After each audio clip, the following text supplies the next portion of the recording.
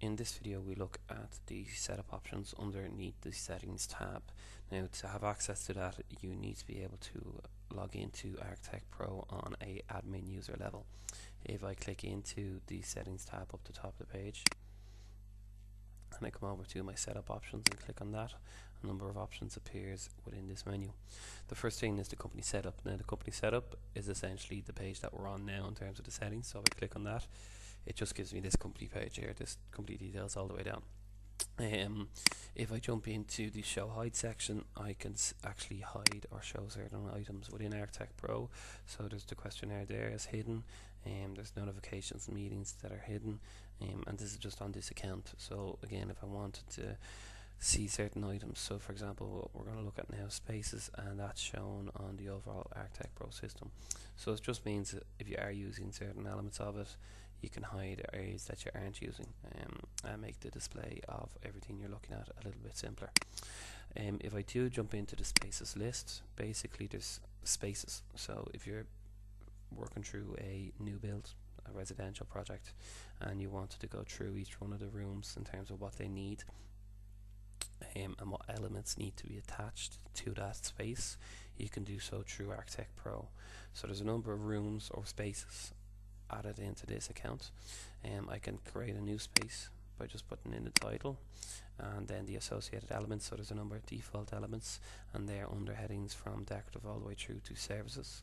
So if you click on any of those headings, you'll have different things for the different titles there. And again, you can go to the spaces elements option on the setup options and add or take away from those as well.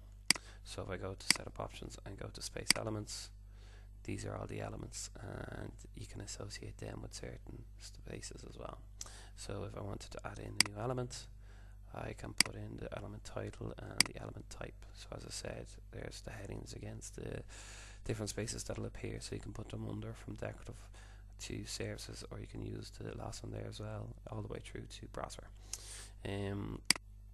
So that's the elements there, and again it just gives you a list of the associated spaces, so you can actually include them in the spaces then as well.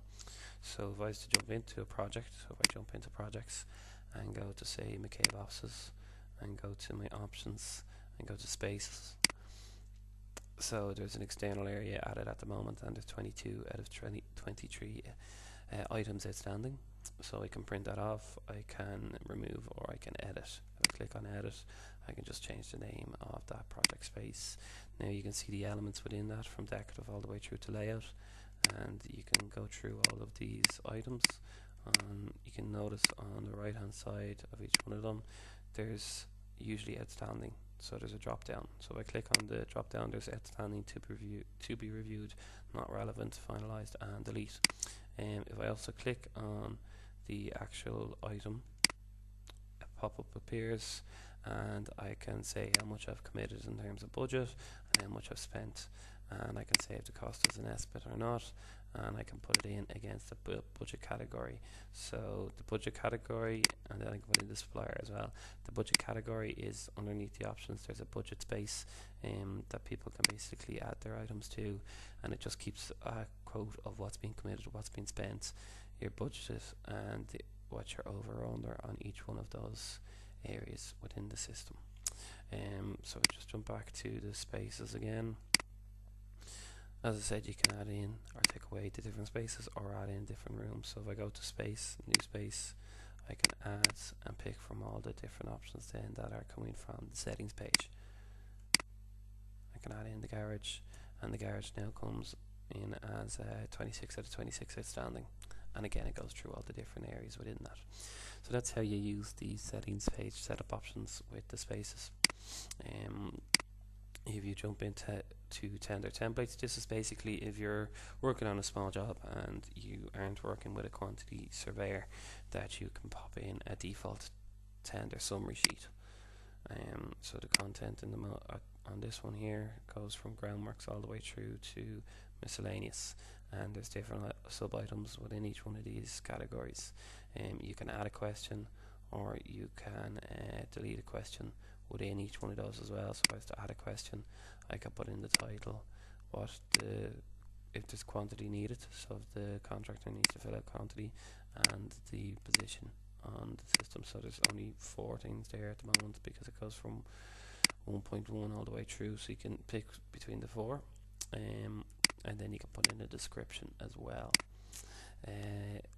Then what you can do with that is you can manage recipients, so you can add in recipients, you can put in their name, their email and a link. Essentially, if I jump into a project again, say if I go into Arct 87 order court, come into my tenders, and I have one here, there, so I have all of this added in, and I've managed recipients there, so I'll just get out of that. There's a number of recipients there that I can essentially send this off, so you can see that I've sent it off to a number of different people. If I have sent it off, there'll be a date attached to it. If there's a response, you'll see that there has been a response. You can view that response. You click on view, you can have a look at that PDF document, and it gives you an overall. It'll have your own logo here. It'll give you an overall of any comments against each one of the summary items, the quantity, the pricing, the VAT, and then the total.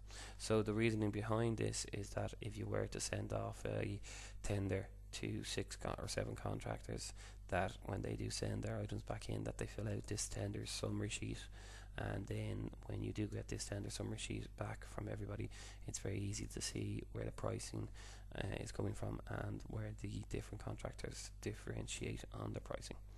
And how you do that is you just click on, once you have the responses coming in, you start just click on view responses under here, and that'll open up an Excel document to have a look at that. So that's the thinking behind the setup options option of tender templates. Inspection to plan templates then is for the Irish market only, so the Irish market then can come in and they can add in inspection plans. So there's 4 default inspection plans set up on this account here.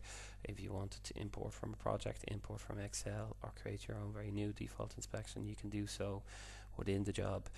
Usually on setup, support will help get any default inspection plans that you guys use yourselves set up on the ArctechPro system. It's very easy to import from Excel and import from projects. So say if you're using one of the default inspection plans, or you've imported one of your own and you've changed it quite a lot for a project and you're quite happy with the changes you've made, you can go to import from project, select the project that you're using it from. So if I picked, say, 87 order court, I wanted to use that as a default, I could then put that in as a default and call it, say if I was to put in, instead of residential, I'll just put in semi-D.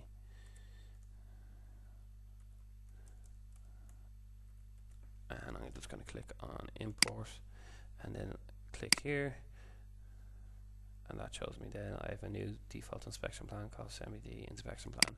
So if I was to set up, go into a project there, if I pick one that doesn't have any inspection plan, and I'm just going to delete these.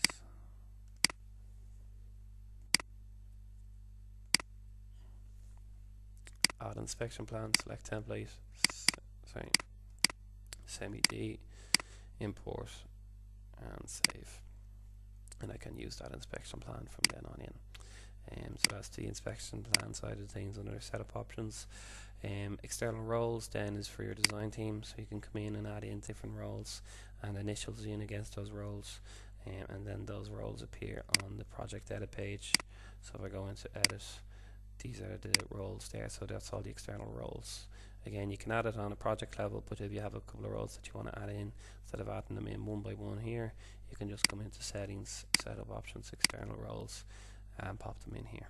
If you run out of space, just click on save roles and it'll update it with more space for you guys to use. Under the external roles then there's default work stages. I won't go into too much detail in that, that is on the work stages video, but essentially you can put in different sets of work stages depending on the grouping they're associated with. You can add in micro tasks against those stages. Just to very quickly show you how you do that: new stage, put in the description, the order you want it to appear in, the fee percentage you can leave blank, and the group's name. You can put in the group name. So the group names on this account here are A, C, E, and RI, AI. And then if you wanted to add a task, description, add it to a stage and add it to a category there as well, and then they appear on certain default stages. If you have set up all your projects and down the line you decide to put in these new default work stages, you can also click here to apply all default work stages retrospectively to existing active projects. If you wanted to delete all work stages from all projects, you can do so by clicking here. Just note that without the work stages with hours logged against them will not be deleted, but this action cannot be undone. So the hours will keep in terms of any hours that have been logged, they'll still show up, but in terms of the actual work stages, all of them will be deleted on all your jobs, so just be aware of that. And that's the item there of default work stages. Instruction templates and custom forms. Instruction templates was set up with a different idea in mind. It's not being used at the moment. It'd be quite similar to custom forms, and it's essentially if you guys have any documentation that you use on a regular basis that isn't for the Irish market, if it isn't BCAR, for the English market or the UK market, it's if you guys have any documentation that you're out on the site and you're taking photos, you're making notes, and you want to do that a little bit quicker, rather than coming into the office and then trying to type all that up into a report. And similarly then with the Irish market, if you're trying to do reports that aren't under BCAR or SI9, you might be doing, as you can see here, a property safety assessment. You might be doing a pre-purchase survey. You can use this area to send us over a blank template of what you guys use, and we can add that in as a custom form on your account, and then they become available on the app to use out on site. Data fixes then is set up that if you were to, again more so for the Irish market, if you do go in and you've taken a few inspections but you've realised that the inspections that you've taken are actually on a project, you've clicked into the wrong project while out on site, so you want to move them from one project to the other. You just want to say, okay, I want to show inspections for say 87 Order Court, and these are all the inspections, the inspection ID and excavations there or covering foundations. You wanted to move from 87 Order Court to a different project, so you wanted to move it to the apartment development Milltown, or you wanted to move it to the Rathdrum Community Centre. Then you click in the target project and you just type in the number there, so 2217, and click on move. And then once you click on move, that project inspection line item will move from 87 Order Court to Rathdrum Community Centre. Then the backup and settings is just gives you a bit of information on backup settings and info, so and how we store the information. And then the last one then is the subscription invoices. So every month when you get invoices, you'll get them on the system, so you don't need to wait for an email from ourselves to receive it. Once the debit has been taken, you'll receive a subscription invoice on the system.